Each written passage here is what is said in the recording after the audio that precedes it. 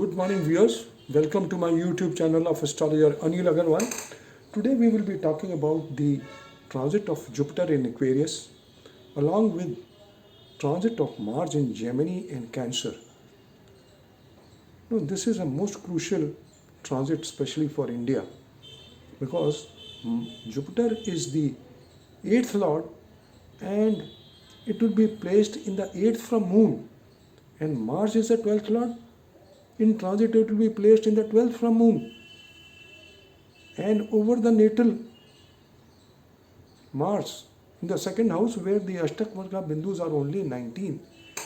And any planet transiting in the Dhan Bhav, any malefic, is not good.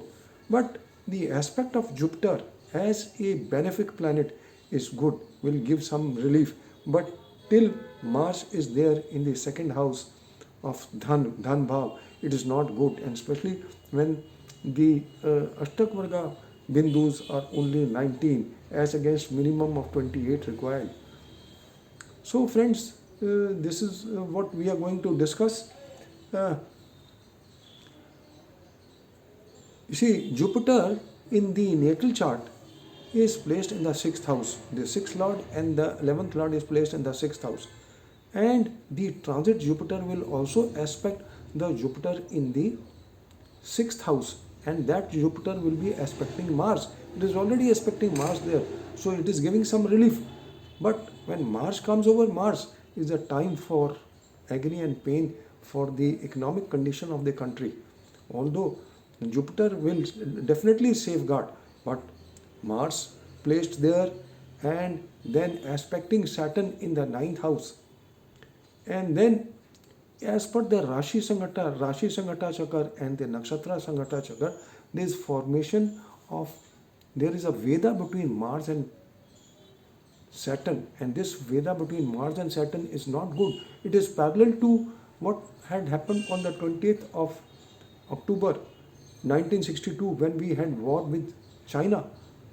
No, just before the war, there was Veda in the Nakshatra Sanghata Chakra between Saturn and Mars, and we have similar happenings from the 25th April to 16th of May, 16th, 17th of May. And then on the 2nd, between the 1st of July to 7th of July is the most critical time, because then we have degree aspect of Mars and Saturn at 19 degrees and 18 degrees of the zodiac. And the planetary war between Jupiter and Venus took place at 19 degrees in the Capricorn arc, and that will be activated by Mars. So it is not good. So friends, this time period starting from 25th April, as a matter of fact from 14th April, but from 25th April to 16th May, and then from 1st July to 7th July is most prone. And if you pull out the chart of Jammu and Kashmir, you will find the 7th house has Mars and Saturn. Mars is debilitated in the 7th house, and that's why the Jammu and Kashmir is war prone. Both the Mars and Saturn will be activated by Mars and Saturn in the 1/7 axis.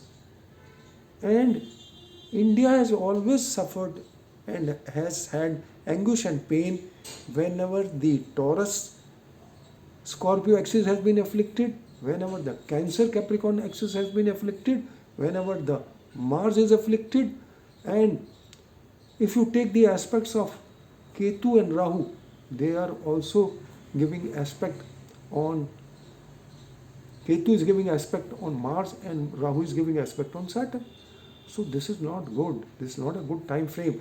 But the grace is that Jupiter will be aspecting the second house in transit.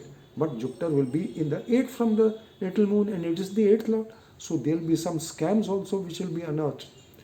So friends, but when Jupiter will go in retrogression in June very shortly, and then it will fall back in the sign Capricorn together with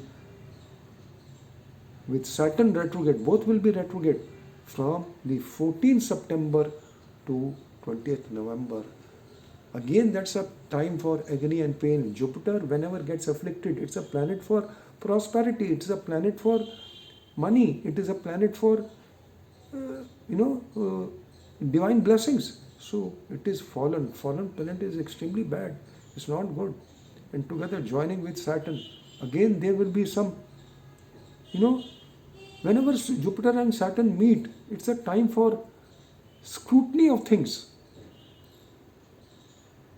And whenever Jupiter overtakes Saturn, that's a time for prosperity.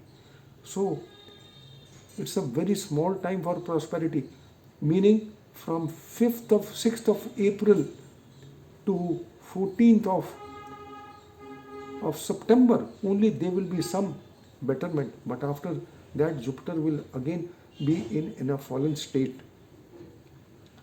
Saturn is the planet for activation. So I have written almost 7-8 articles on Mars, activation of the sensitive points in the arc, and whatever predictions I have made till date, fortunately, by the grace of God and by the blessings of my Guru, they have proved spot on. May the Australia has fallen prey of the Angarak yoke, and as I have already discussed in my previous video, Venus in the watery sign with Rahu has been activated by Ketu, and in transit Venus is the seventh lord, is the eighth lord of the Australia, and it in transit it is with Sun in the Lagna. So both sixth lord and the eighth lord in the Lagna and in a watery sign, completely watery sign. Obviously, Australia had to fall prey of the floods. Until 3rd of April, it is the most venomous and enigmatic time for the world. Earthquakes, blasts, explosions. We have seen the refugee camp in Bangladesh. There is a huge blaze and people are running away from there. There is a shooting in Colorado. So many things have happened and yet to happen, friends. So this is astrology is amazing. You can predict anything. I can challenge. You can predict anything. But the whole thing is that you have to know the basics. You have to have the clarity for everything. And without clarity, astrology has to be used. Each and every parameter has to be used. You have to make a Bible, and you have to go through each and every page. Those astrologers who start reading about the horoscope just without looking at the Bible, it's of no use. Even if one parameter is missed, astrology cannot give you correct prediction. You have to follow each and every parameter and see the results of each and parameter.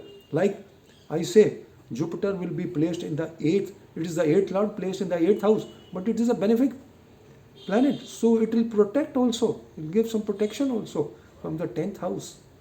What is the 10th house? From the government there will be some, relief coming. So friends, this is all just I wanted to share. I am very passionate about astrology and I go in every detail.